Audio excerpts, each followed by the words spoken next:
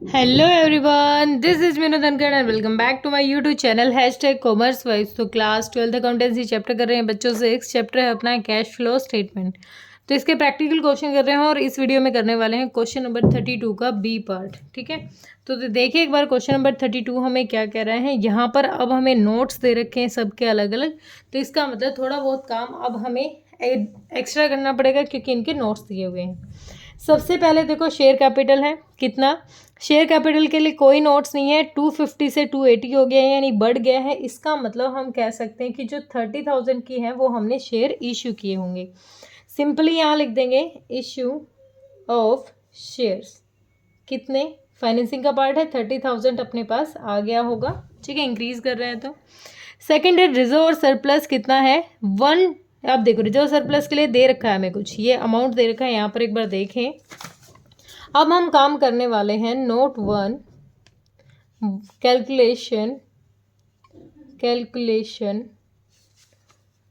For net profit before tax, NPBT। ठीक है, सबसे पहले क्या लेते हैं हम, अपना ओपनिंग लेते हैं। ओपनिंग जितना भी हमें दे रखा हो इस ईयर का, ओपनिंग PNL। ओपनिंग PNL कितना है अपना यहाँ पर, 67,000 का। माइनस करेंगे क्लोजिंग कितना है, 20,000। ये माइनस करेंगे, 47,000 आ गया हमारा यहाँ तक का। यही क्वेश्चन हमें कह रहा था। इससे सेकंड थिंग क्या कह रहा है कि जो हमारा रिजर्व था वो 1 लाख से इंक्रीज होकर 125 हो गया है। तो हमारा रिजर्व इसमें ऐड कर देंगे, ऐड जनरल रिजर्व कितना, 25,000 का हम अपना ऐड कर देंगे। 0,002 6 और 7, 72,000 आ गया। ठीक है, यहाँ तक का काम हो गया। आगे क्वेश्चन है लॉन्ग टर्म बोरोइंग्स 30,000 की क्या बता रहा है, लॉन्ग टर्म बोरोइंग्स है और इससे रिलेटेड नोट दे रखा है। तो नोट चेक करते हैं। लॉन्ग टर्म बोरोइंग्स है 30,000 की। ठीक है, और ये डिबेंचर है और ये डिबेंचर से रिलेटेड कोई इन्फॉर्मेशन है, पीछे तो कुछ नहीं है। यहाँ बस एक लाइन दे रखी है कि debenture were redeem on 1 April 2021।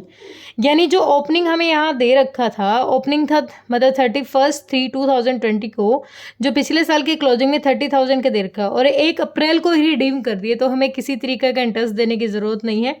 Simply जब हमने ये रिडीम किया हमारे पास से पैसा चला जाएगा। तो क्या हो जाएगा, रिडम्शंस ऑफ डिबेंचर्स। ठीक है, अगर हमने कुछ टाइम तक रखे होते तो हम क्या करते, इसका हम इस पे इंटरेस्ट पे करते, लेकिन ऐसा कुछ क्वेश्चन ने नहीं कहा है। ये कहा है कि 1 अप्रैल को कर दिया तो हम कोई इंटरेस्ट नहीं देंगे। नेक्स्ट है मेरे short term borrowing. Short term borrowings में देखो 3 नोट देखते हैं। Note number 3, short term borrowing से बैंक का ओवरड्राफ्ट और डिक्रीज हो रहा है, डिक्रीज हो रहा था। इसका मतलब हमने बैंक में जो बैंक का अमाउंट था उसमें ऐड कर दिया होगा अमाउंट। डिक्रीज हो रहा है 30,000 से, तो ये भी दिखा देते हैं हमारा क्या है, पेमेंट कर दी होगी हमने, रीपेमेंट ऑफ बैंक ओवरड्राफ्ट। ठीक है, बैंक ओवरड्राफ्ट क्या होता है, जब बैंक से ज़्यादा पैसा निकाल लेते हैं। और अगर हमने बैंक से 70,000 रुपये पहले निकाल रखे थे 70,000, तो हो सकता है कि 30,000 रुपये हम वहाँ जमा कराए आए हों, इसीलिए ये 40,000 दिखा रहे हैं। तो ये 30,000 का यहाँ पर भी हमने क्या किया, हमारे पास से कैश गया है। नेक्स्ट हमें दे रखा है ट्रेड पेबल्स। ट्रेड पेबल्स के लिए कोई नोट नहीं है और ये 176 से 93 हो गए हैं, यानी डिक्रीज हो रहे हैं। और ट्रेड पेबल्स क्या है, अपनी लाइबिलिटी है, और लाइबिलिटी डिक्रीज होती तो कहाँ लिखते हैं, ये रहा, decrease in current liability. Decrease हो रही है कितने से, ट्रेड पेबल्स कितने से डिक्रीज हो रही है भाई, ये है 176 में से 93, तो 6 में से गया 17, ये आ गया आपका 83,000। कितना, 83,000। ठीक है, और 83 क्या है अपना, नेगेटिव है, क्योंकि यहाँ पर देखो लेस है। नेक्स्ट हमें दे रखा है शॉर्ट टर्म ट्रेड पेबल्स हो गए ना। हाँ, शॉर्ट टर्म प्रोविजन के लिए अगेन लो अपना नोट है, प्रोविजन फॉर टैक्स 30,000 22,000। अब देखिए प्रोविजन, ये मतलब ये टैक्स अब की बार प्रोविजन बनाया होगा 30,000 का। तो ये अपना एक बार देख लेते हैं, यहाँ पर जो भी प्रोविजन होता है अपनी कैलकुलेशन में, प्रोविजन बनाया होगा हमने, प्रोविजन फॉर टैक्स कितना, 30,000 ऐड कर देते हैं जो प्रोविज़न बनाया होगा, तो 0,002, यानी 1,02,000 आ गया है यहाँ तक का। ठीक है, प्रोविज़न की एक चीज़ क्लियर हुई।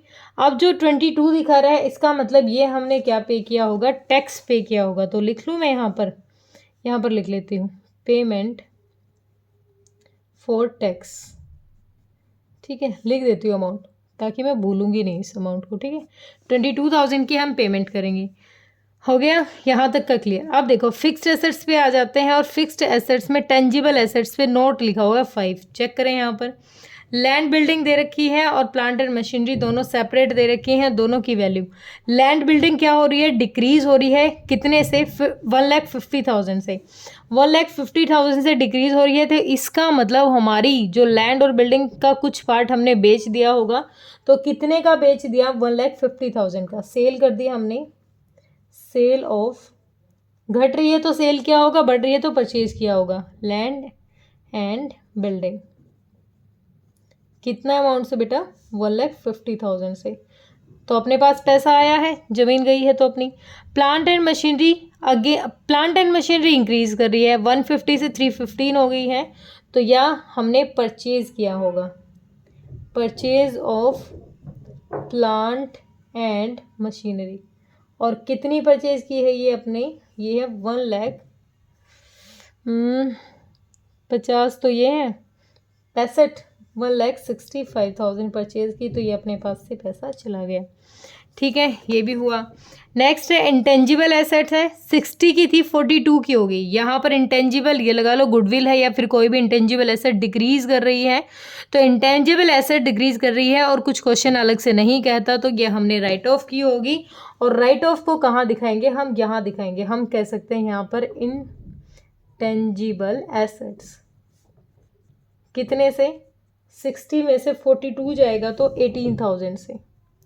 ठीक है, क्योंकि ये क्या है, नॉन ऑपरेटिंग आइटम्स है। ठीक है, नॉन कैश नहीं है, नॉन ऑपरेटिंग है ये। उसके बाद है भाई इंटेंजिबल हो गया, नॉन करंट इन्वेस्टमेंट है, 62 से कितनी होगी, 30। तो इसका मतलब 32 से डिक्रीज हुई है। नॉन करंट इन्वेस्टमेंट मतलब हमने कहीं इन्वेस्ट कर रखा था और हमने पैसा वापस मंगवा लिया है, 32,000 का हमने अपना क्या करवा लिया, हमारे पास पैसा वापस आ गया है। तो ये क्या हो जाएगा, हमने सेल कर दी होगी। 1 मिनट, हाँ सेम वही बात है, sale of non current investments. कितना, 32,000 का, 32,000। ठीक है, पैसा आ गया अपने पास।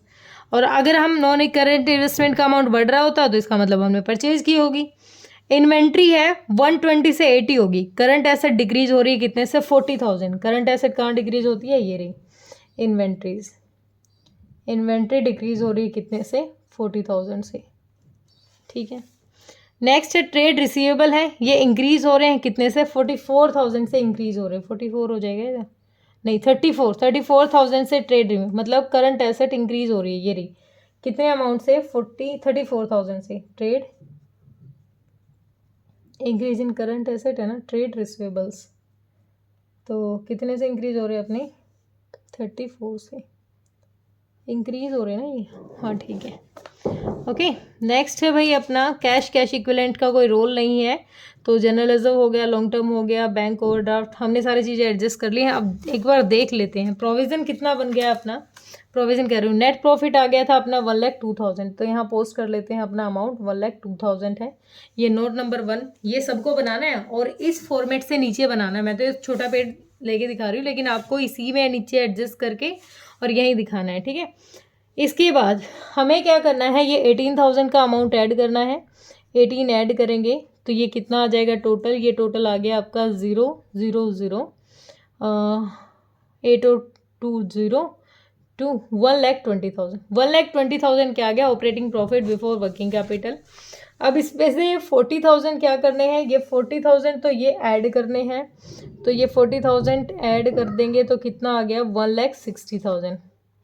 1,60,000 और ये भी डिक्रीज का था। डिक्रीज क्या क्या करना है, 1 और 2, तो ये कितना हो गया, 4 3 7 8 3 11, तो 1 8 3 11 हो गया ना, 1,17,000 यहाँ पर लेस कर देंगे। तो 1,17,000 कितने में से, 160 में से लेस करेंगे तो कितना आ जाएगा, 0,003 और यहाँ 5 में से 1 गया 4, 43,000 आ गया। 43 में से ये टैक्स की पेमेंट घटा देंगे कितनी, 22,000। 0,0,0,1 और 2, 21,000 अमाउंट हमारा क्या आ गया, ये आ गया अपना cash from operating activities, cash आ गया अपना। ठीक है, उसके बाद है 1,50,000 और 32, 1,82,000, 1,82,000 में से 65 चला गया तो क्या हो जाएगा, 82 में से 7, तो ये आ गया 17,000। ठीक है, 17 आ गया इधर से अपना, और ये 17 क्या आया हमारा, कैश फ्रॉम कौन सी एक्टिविटी से, इन्वेस्टिंग एक्टिविटीज़। ठीक है, इधर का टोटल 60 और 30 गया तो -30, नेगेटिव क्या आ गया 30। तो अब तीनों को ऐड कर लेते हैं, ये अपना आ गया यहाँ पर, ये नेट आ गया यहाँ, इसके लिए लिख सकते हो आप इधर लिख के, ये 30,000 नेगेटिव, और ये आ गया अपना कैश फ्रॉम फाइनेंसिंग एक्टिविटीज़। ठीक है, अब तीनों को ऐड कर लेते हैं, कितना कितना हो जाएगा, कितना था यहाँ, कितना है 21,000 तो अपने पॉजिटिव हैं, 17,000 ये भी अपने पॉजिटिव हैं, बस 30 नेगेटिव है, 0 0 0 8 और 3 38 में से ये 30 नेगेटिव गया तो कितना आ गया, 8,000 आ गया। यहाँ पर ABC करके लिखोगे तो यहाँ आ जाएगा 8,000। अब देख लेते हैं ओपनिंग कैश कितना था अपना, ओपनिंग कैश कितना था, ये रहा, ओपनिंग था अपना 10।